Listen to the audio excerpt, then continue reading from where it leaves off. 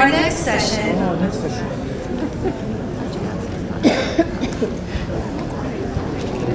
Our next session titled Applied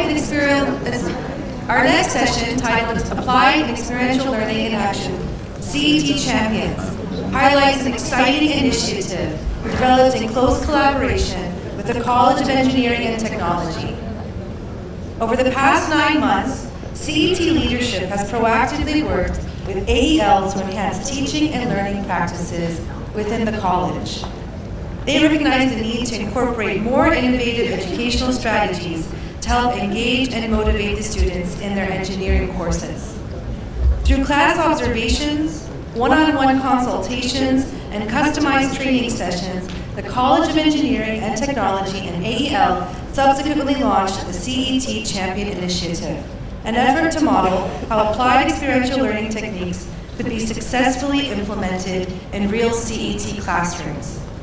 Each department within CET selected a champion to showcase these innovative teaching techniques and to share their experiences with others, creating a community of practice across the college. The champions have been instrumental in driving this transformation, and we are excited to celebrate their contributions today. Before we hear firsthand from our champions, we will showcase a short trailer featuring interviews with faculty and students highlighting the journey and impact of this initiative. At UDST, learning isn't just about theory. It's about experience, application, and real-world impact. We know that students learn differently today.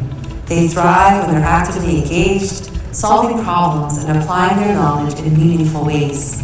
The CET Champions Initiative was designed to be a community of practice, showcasing applied experiential learning in action.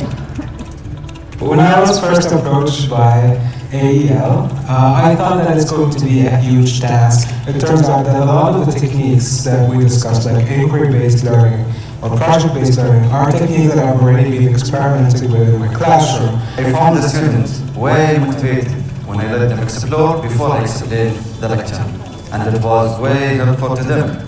They have answered all the questions, they have solved the question on the board instead of me, so they have done the task which they need to do. We are already using different activities, and we are engaging students with our own created format. We were skeptical about it, but it really works, and it was really helpful for us to engage students in our class. Not only I had more energy through the class period, but also I see students raising more questions, feel more responsible about what they need to learn, and also the environment of the class became more friendly. If the topic is difficult, then I inform the groups so that the good students or strong students are with the weak students. Where they will have the strong students will help me to teach the weak students or help them to understand the topic. Using the method suggested by AEL, I found this good method that makes students engaged with each other in exploring what they have to do.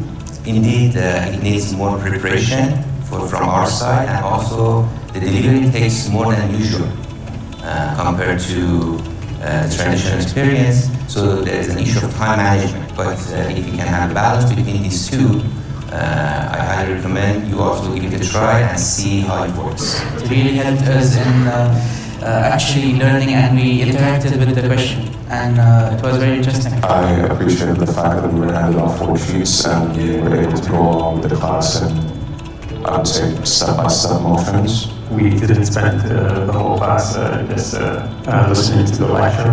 That was kind of nice. I believe that learning doesn't stop in a piece of paper and a pencil. And this is a really good example because whatever is written in the paper as an instruction, you can actually apply it in real life. This initiative is more than just training. It's about mentorship, collaboration, and continuous innovation in teaching.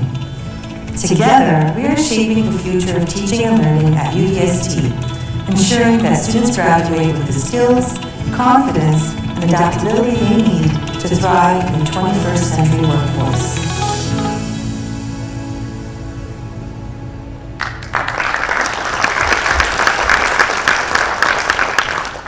Today, we've invited 3 of our 7 champions to represent the first run of this program and share their experiences. These champions have been at the forefront of modeling and implementing AEL practices, and we look forward to hearing from them about the impact this initiative has had on teaching and learning within CET. Let's give a warm welcome to our first CET champion, Dr. Mohsen Hedayati-Dezfooli.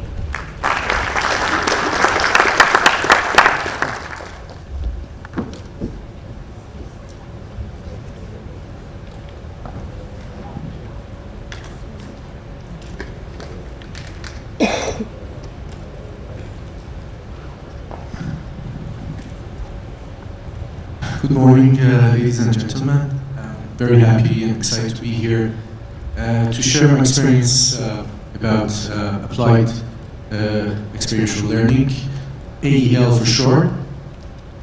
It's too heavy. As like many of us, I started my teaching style using the traditional way, as most of us, the way that I was taught during my education.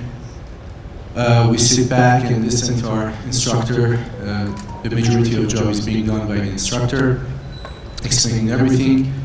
Until a few months ago, that I was approached by AEL team here at UDST, and they were interested to introduce a method which helps students to get more involved and engaged with the learning process as a whole. And to be honest, I wasn't sure and a bit hesitant if the whole method will work, more specifically for math-based, heavy math-based type courses or analytical courses. So I had so many doubts in the beginning.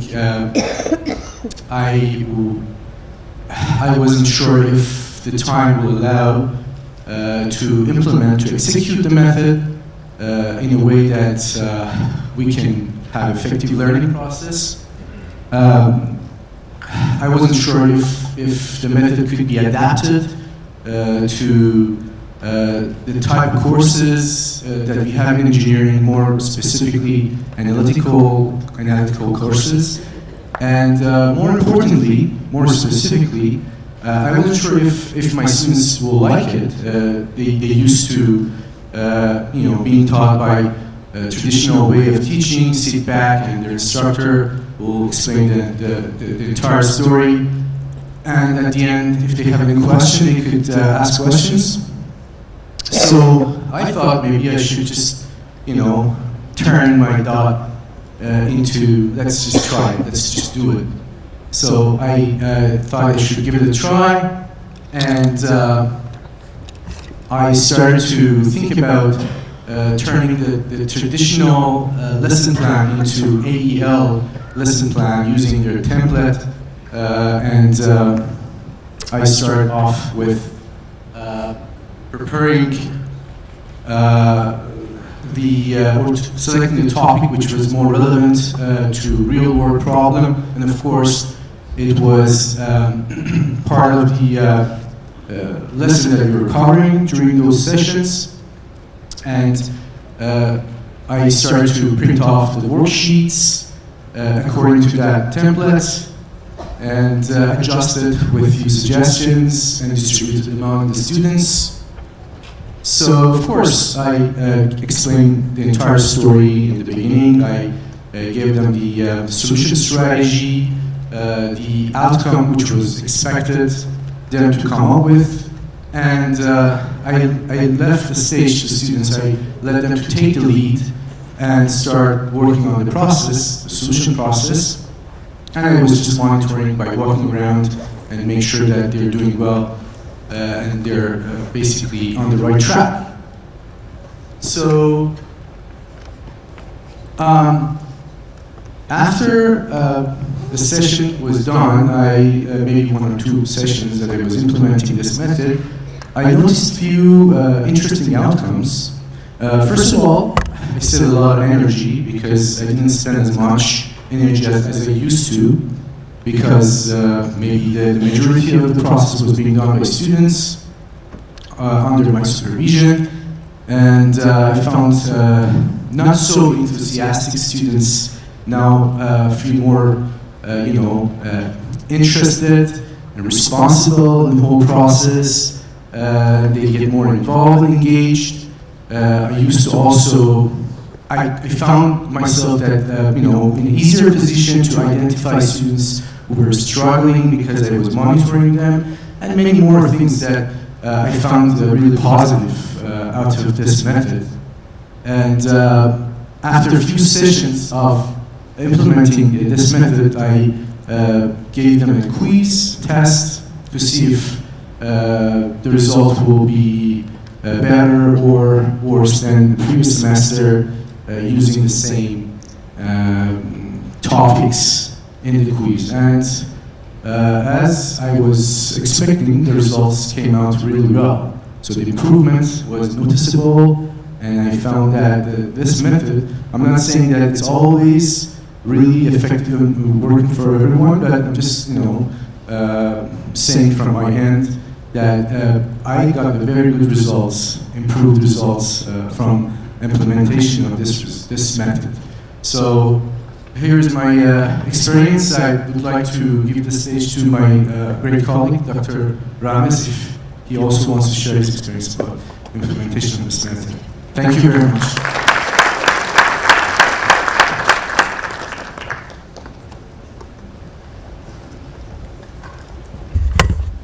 Thank you, Dr. Mohsen. Okay, thank you very much for giving me this opportunity to share my experience. Actually, as educators, we learned many methods to deliver our lectures at our classes. So, what I'm going to share. I'll share my experience on one of my subjects, which is the strength of construction materials, where in this subject, of course, when you choose the method of lecture delivering and the method that will improve the student engagement in your class, you need to consider some factors like, for example, how large is the classroom, the number of students, of course, the academic level, and some other factors. So, in this course, actually, I used three methods.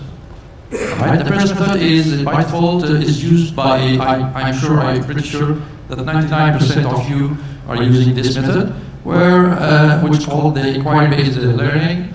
So, in this method, actually, students will keep asking questions, or supposed to ask questions, while I'm delivering the lecture.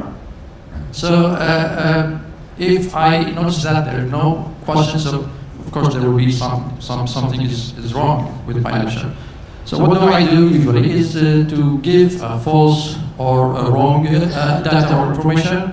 So then slow down in my tune and wait for one of the students to ask the question, why is this, why is that? So this will develop their understanding or boost their curiosity about this information. So the second one, so the first one is applied in all my courses every semester. Okay, the second one actually, since I have postgraduate diploma in higher education teaching actually, so I'm familiar with all these methods or techniques. But after attending the PD, the last PD, and another session that was organized by the AEL, they refreshed my mind or my memory on one of the methods where I can use, which is the collaborative learning, where I impose the students to form their groups, and I make sure that in each group they put different academic level or like weaker students and stronger students within the same group so that they can help each other. Because I noticed that poor students or weak students hesitate and they don't ask questions, and sometimes I feel that they are away from my class. So this method is really good and great as it will boost and motivate all students as they will start working together in the given activities, when I'm given activities to solve problems, for example, all right? And also will improve and enhance the engagement, student engagement in my class. The other thing is that this is I guess that this is really useful for me to, as in the last semester, I feel exhausted by the end of the class, as I have to go through one by one to check their solution, their progress in the activity. But in the current semester, as they are working together as a group or paired students, so the good students will help me on teaching the other student, and I felt comfortable and happy with this, as this will remove the burden from my shoulders. So and also this will increase or improve the bonding between the students, and of course they will support each other on this. The third method, I started implementing this semester after the midterm, where we integrate or we apply their knowledge by using a software to simulate the real-world problems. So, for example, here, as you see, the students can visualize what will happen if they increase the load. For example, this is the beam, simulation of the beam, the stresses that occur, and what are the reactions, something like this. So they will visualize this and they will start thinking, and this will improve the critical thinking. What if I change the position of the load? What if I change the type of the support or the properties of the material, something like this and that, and will improve their understanding and develop their knowledge. So by implementing the second and third method this semester, of course, I noticed a significant change in the performance of the students, specifically on the midterm exam, where the grades improved by almost 40% compared to fall 2024, and also increased the student confidence and participation in the class, and finally to improve the understanding of the course content, as we are using some simulation and to apply real scenarios from the industry or from the real application. Okay, so that's all for my part, and the floor is for Dr. Marcos. Thank you.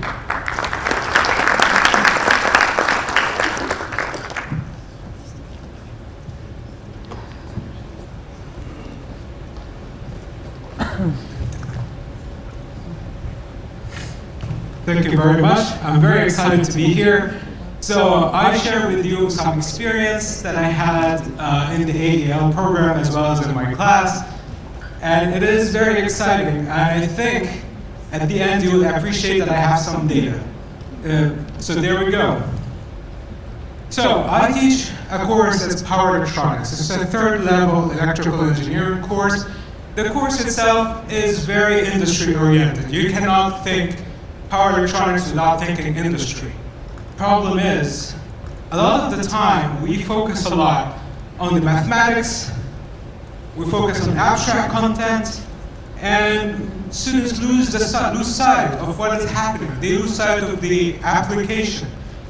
And we cannot be fully blamed for that because, well, the course is intensive. There's a lot of theory behind this application, and the class lecture time is 50 minutes.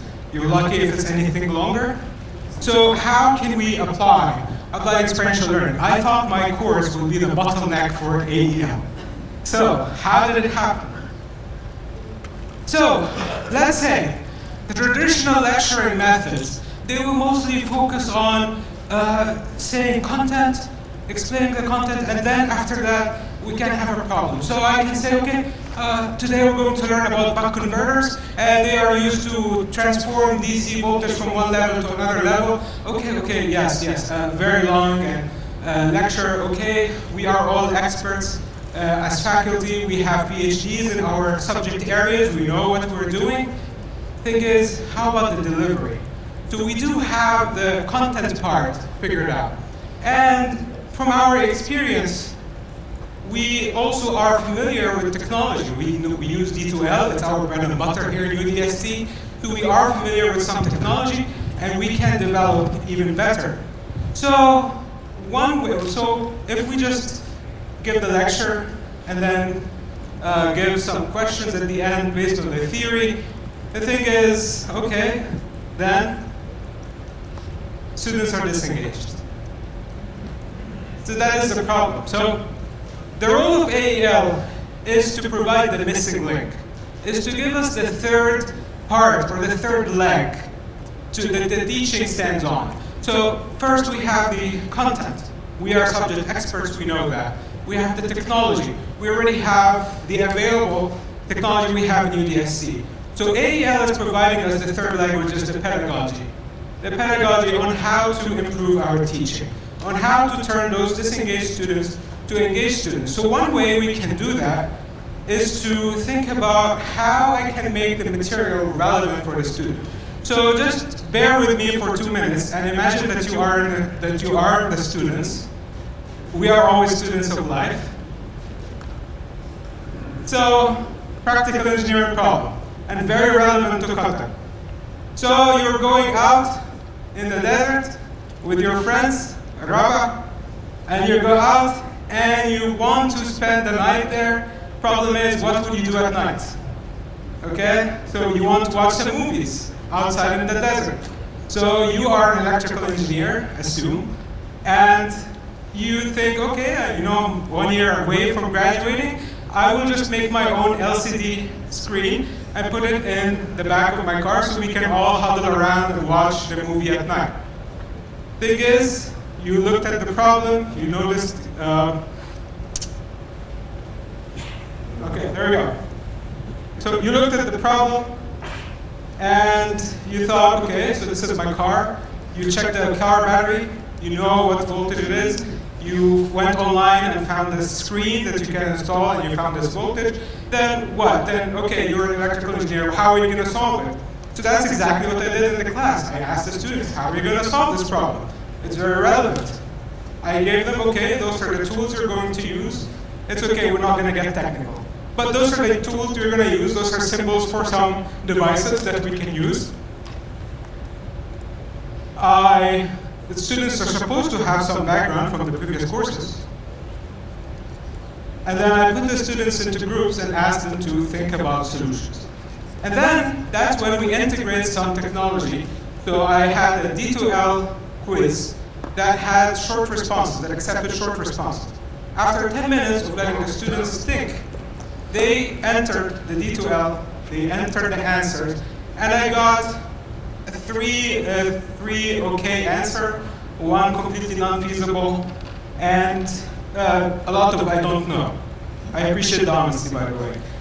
So, okay, so we started exploring those solutions, comparing them, see how technically feasible they are, and so on.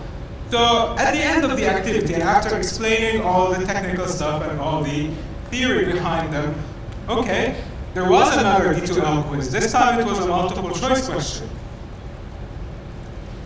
And what's the outcome? 84% got the correct answer. Because, why? Because the traditional method looks at teaching and then at problem solving. But AEL introduced us to a method that will enhance the experience first, give the student the experience, and then we can do the lecture. So the student is engaged, the student is part of the lecture. The student is part of the lecture, and we can see that, okay, they learned something. And I've always wanted to do this since I started teaching. I always tell my students, if you come to class, you will get a good grade. So I wanted to get real data to support this claim. So those are actually those D2L quizzes. I do them Not every class, but I do them sporadically. The students don't expect when they will happen, but they will happen, because a lot of the times they will tap their ID and leave, and they count as attended, but they did not actually attend. So I wanted to measure participation, because attendance, I have perfect attendance, but then everybody is failing, so that's not really telling me anything. So I wanted to see people who participate in class, how do they perform? And that is the beauty of integrating technology. How do they perform? And there we go. Class participation is my x-axis. Those are the average grades of participation. Participation will mostly be a question that has two parts. One of them is something I talked about in the lecture, and one of them is just some random information, like what is the capital of Qatar? Okay, so capital of Qatar is Doha, by the way. And, but it's my way to know if the student attended or not. But then I also have the participation part, which is something from my lecture. And on the y-axis, I have my midterm grade. So midterm grade, not just the midterm exams, so midterm grade, quizzes, everything combined. So that's what went into PeopleSoft. So, as you can see, I did some line fitting over here. I'm not a statistician, but I noticed that the p-value is very small, which means that, in fact, class participation and midterm grade are correlated. Who would have thought? And finally, when I got those results, I presented them to my class and told them, you know what? You got to participate in class, and here is the evidence. So thank you, AEL, for this opportunity.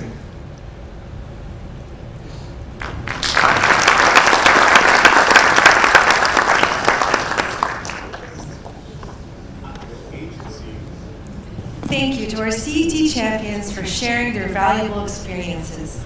We will now take a few questions from the audience.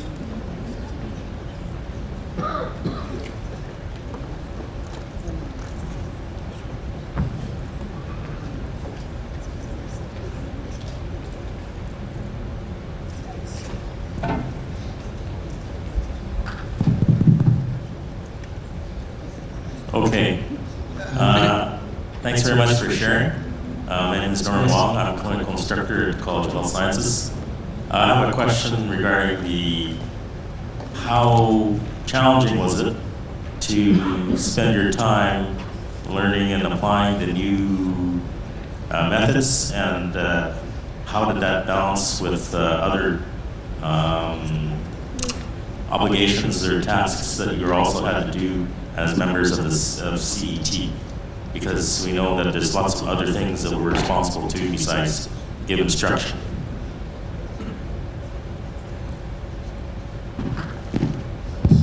Yeah. May I see where you are seated? Okay. Let's try to. I was expecting the other gentleman to start with. Like other new, methods that you start with. You always need to find a balance. Of course, there are challenges in the beginning. You need to try to incorporate the new method into the nature of the course that you're trying to address using the new technique, new method. Of course, in the beginning, we had some challenges, and the most important one is the time. You find that you really can't, in the beginning, allocate enough time if you want to implement the technique as a whole, and you want to also address what you're trying to achieve. However, it takes maybe a few sessions if you try to, find out the results in the beginning, the outcome of the implementation of, execution of the technique, and find a way that you can, incorporate the technique in more specific ways, not necessarily in all aspects of your teaching, and eventually you are going to see the benefit and disadvantage, and try to balance this up. So I guess it's possible. It's possible to overcome the constraints. But again, of course, this is very much up to the person who's implementing it. Yeah, this is what I found, at least. I'm not so experienced with this method yet, but I think it's possible to find a good balance. Yeah, I think it's like a try and error. You try this method, you find it after a few weeks or after a few sessions it's not working with you, then you try another session. For example, I tried with gamification in my classes using Kahoot or any application to improve the student engagement. After 2 weeks, I decided to just stop this because some of my students will get distracted with their phones. They don't leave their phones after they finish the activity. After using the second method that I showed, I found out that the timing constraint that you mentioned and in the question, that I saved more time as students started to engage more than before, and they started to help each other in the class. At the same time, it's almost 10 minutes in my class. So instead of giving one activity, I started giving more than one activity to cover more difficulties. Thank you. I guess I have to add something since everybody went. The idea here, I agree with you. The responsibilities in the College of Engineering are immense and challenging, and there are always opportunities to do more, and that's great. What we want to think about is applied experiential learning is not something foreign. It's not an alien culture that's coming to invade us. It's more something we've already been doing without realizing it. So I think one of the slides I saw in the orientation during the AEL program had all the kinds of different learning methods available. And when I looked at that slide, it had those rectangles where each one of them was one of those. I was like, oh wait, I know that. I've been using that for a while. Oh, I know that too. And you realize that you just have been doing something that may have been a good experiential learning. You just didn't know its name and didn't know that there was research behind it. So I think just thinking of it this way, like you've already been doing it, just maybe improve on what you've already been doing. So it's no longer a daunting task like you thought it was at the beginning. Okay, thank you very much. I'm glad that really we see a real experience from CET, and thank you for bringing this real experience in the BDA. This reminded me really with what's happening in the College of Medicine when I was teaching there. The adopters would be problem-based learning. And exactly we are doing what we are doing today, because it's the end of the day, we take the different rules, and we are teaching in medicine, for example, it's very complicated because there are the three themes you have to connect between clinical subjects, basic science, and community medicine. And the whole idea behind this, it was problem solving. So now it's good, UDST is moving toward problem solving skills and change the role of us as a faculty. It's no longer called teachers, we are facilitator or tutors. So this is the point. But the question is, when I was in that rules, the problem was different generation of faculty. The old faculty, they are against moving from traditional to PBL, while the young are more buying in. Then the challenge for AL is going to be how to bridge the gap between youngers and older faculty. I see in front of me, all of you are younger, right? And then adopting this technology. But for those who are old generation used to traditional, it might be hesitant. But I can guarantee you based on evidence, because this PBL and TBL, trouble-based learning, is very effective in literature. It's about how to move from our comfort zone to what really makes sense for our student ourselves. So AL, you have a large mandates to push us outside our comfort zone. But congratulations to CL for sharing your experience. You have done fantastic job. Thank you very much for both of you. Thank you. Hi, I have a question. Thank you very much for this new system in teaching, but I have a question related to the number of students. So you three, you tried this approach. We are talking about how many number of students. Like, what if, because we have labs and we have lectures. So I think this approach can be very good in the lab, but what if I have in the lecture something like more than 90 students? How can I apply this approach and make sure that it would work perfectly fine for every single student?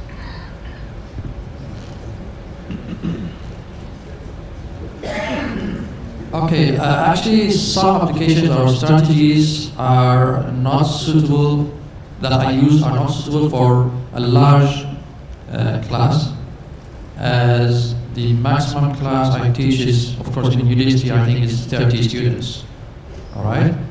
90 students, yeah, it is a huge number, so it is difficult to apply the second method, which is the collaborative grouping.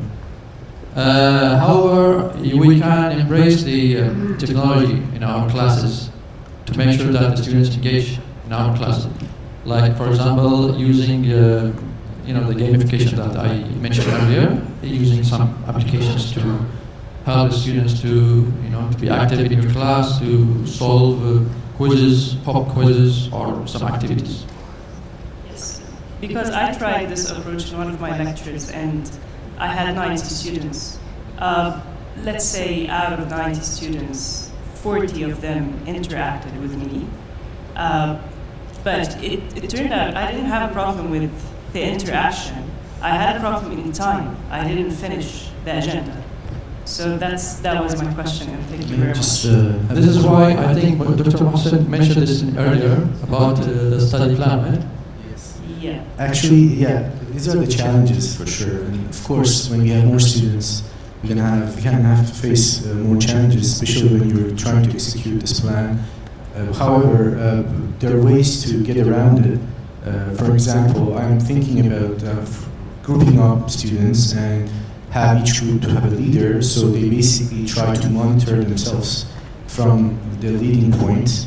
This maybe saves a little bit more of time from instructor to do the management through less group of students among maybe more group of students that can accommodate the classes with more number of students. So this is a suggested way, and I think it could work if you try to maybe spend a little bit more time at the beginning to make sure that you group students in more wise ways to make sure that each group can handle themselves to some extent and leave the last stage, maybe the most challenging part of the task of the solution strategy, to the instructor to deal with at the end. So maybe there's one way, there are other ways you can improvise, you can come up with your innovation.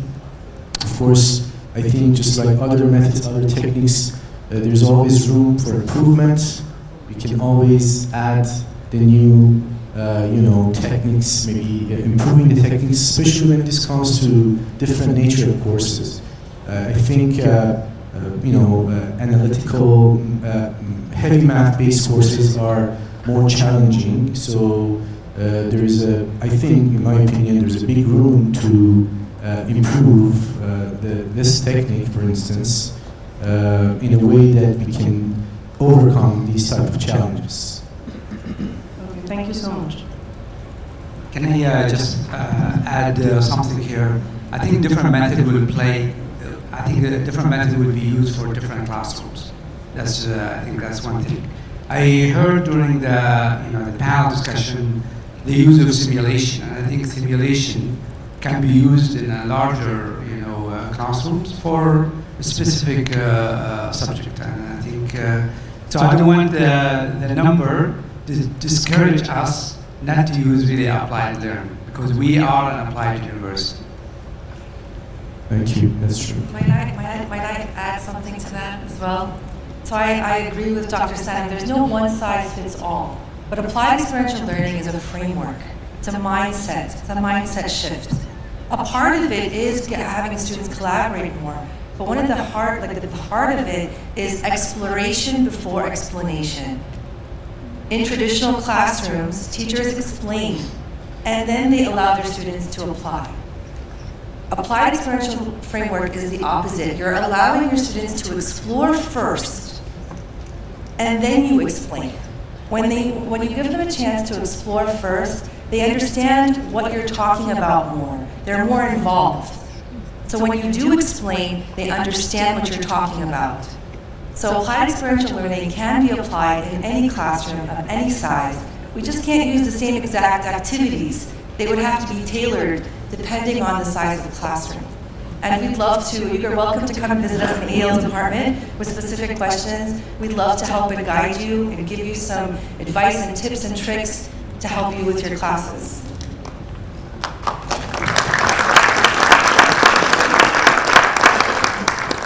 And on that note, I'd like to thank you all. Thank you to our CET champions, the CET leadership team, and Dr. Auni Ratum, Dean of College of Engineering and Technology, for your unwavering commitment to enhancing teaching and learning practices within the college.